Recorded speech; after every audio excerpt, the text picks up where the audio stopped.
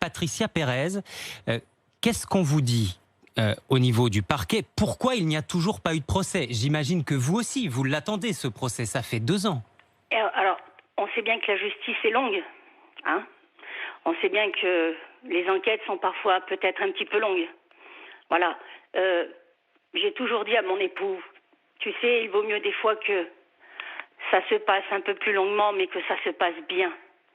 Que lorsqu'on arrivera aux assises, rien, je vois mon fils à la télé, que lorsqu'on arrivera aux assises, tout sera clair, tout sera net.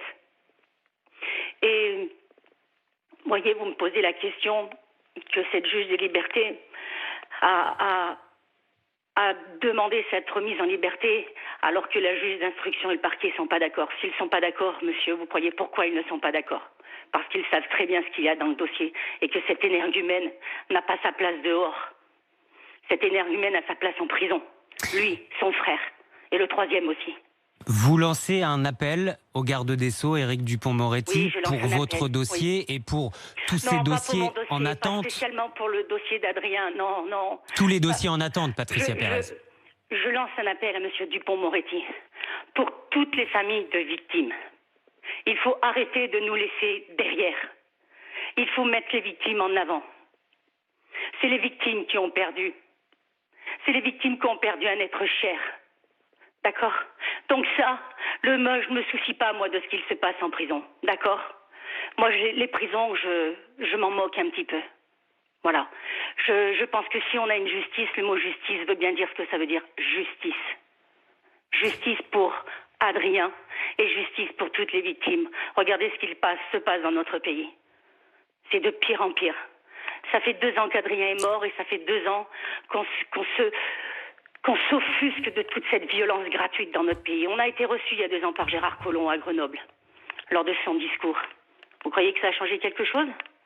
Rien.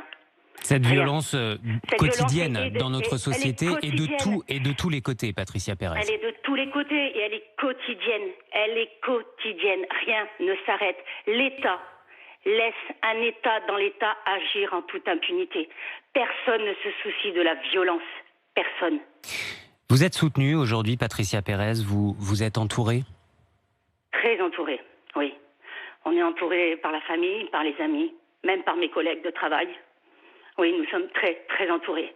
Et si nous ne comprenons pas cette décision, je peux vous dire qu'il y a beaucoup, beaucoup de gens autour de nous qui ne la comprennent pas et qui sont extrêmement révoltés aussi. Décision attendue aujourd'hui, oui. 2 ans jour pour jour après la mort d'Adrien. Oui, vous voyez, il est 7h20. Ça fait 2 heures que mon petit est parti à jamais.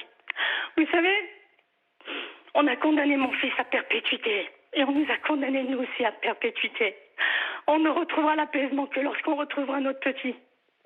Voilà, notre vie, elle est morte, monsieur. Elle est morte ce 29 juillet 2018.